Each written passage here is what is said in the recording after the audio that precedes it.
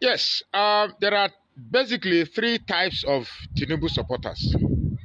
There are the religious extremists, there are the tribal bigots, but I am very particular about the sets of people that are lost in the labyrinths of the complexities of everything that define Nigeria wrongly. These are the bulk of the ones that will never take Nigeria to the promised land. As for the religious extremists, well, we've been dealing with them for a number of years now, and somehow Nigeria has been able to survive through them. The tribal bigots are more or less the same thing. Nigerians have been able to live through them.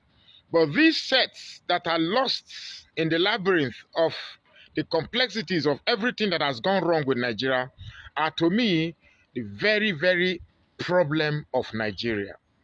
Because this group contains the educated, the schooled, the exposed, and a part of the religious extremists and tribal bigots. A few days ago, a group of Tinubu supporters stormed the EU office in Abuja, standing on the mandate of Tinubu, whatever that means. I don't know which mandate, because as far as I'm concerned, the only mandate belongs to Peter Obi. And they stormed the EU office, registering their displeasure on the report of the EU concerning the presidential election. Take a look at the video I'm talking about. Singing songs of solidarity, members of a civil society coalition marched through the streets of Abuja to register their displeasure with the report of the European Union criticizing the 2023 general elections.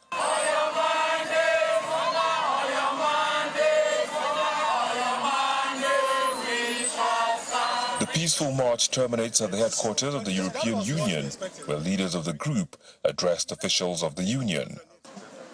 We have come to register unequivocally that we are not satisfied with the report of the European Union. As a matter of fact, we are of the opinion that the report is not just ridiculous, but a deliberate act to slight the Nigerian entity, and of course, by implication, our leaders and the government of Nigeria. Particularly now that we are grappling with fundamental issues of insecurity. There is no way European Union will beat her chest and say she's in love with Nigeria and she's in love in seeing the progress of this country, and also at the same time come to add salt to injury. It shouldn't be. With a promise from the political advisor at the union to relay the message of the protesters, the group take their leave. Now, this set of people, when you look at that video, particularly the spokeswoman of that group, you could see that these are my problem. Because number one, these are educated. They have the ability to look at the nation and actually assess what is wrong with it. But they choose to align themselves with their selfish interests. Perhaps they've been paid.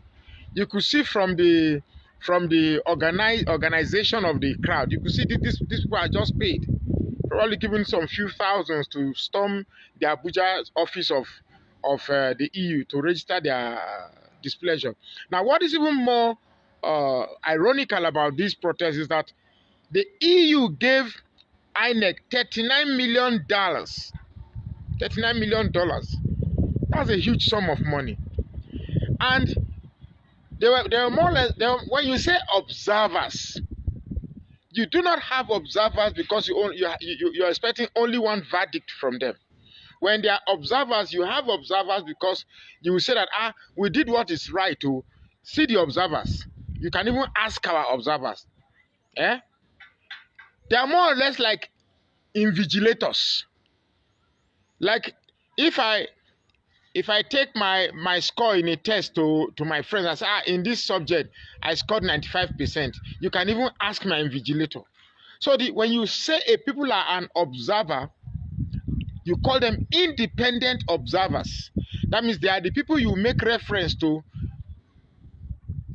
beat your chest that whatever exercise that was done was free and fair.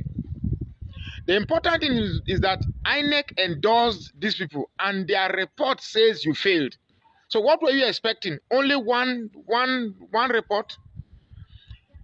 These sets of people, you cannot, the way white man they doing things is different from the way black man they do their thing. You get me? These are very organized people. They are used to, you can't touch them. Cause see them, one even come outside, they drink in tea. They say, oh, these people now waiting, what is it again? They've done their work. They've reported what they've seen. I seriously think that another reason why I'm angry with this set of people is that they are not yet disconnected from the old order. They still believe that things should be done the old way. For crying out loud, this is the internet age. This is an age where you can't hide information. The world is watching.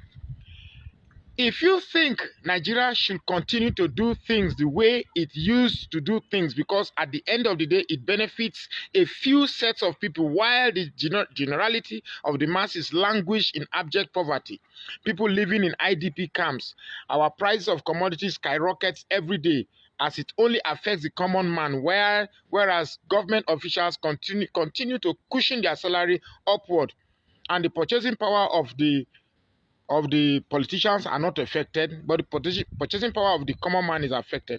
If that's the type of Nigeria you want to sustain, and if it's on that mandate you are staying, I say shame on all of you. Shame on all of you. Nigeria must change, and it must change with Peter Obi. Please follow this page and share this post now.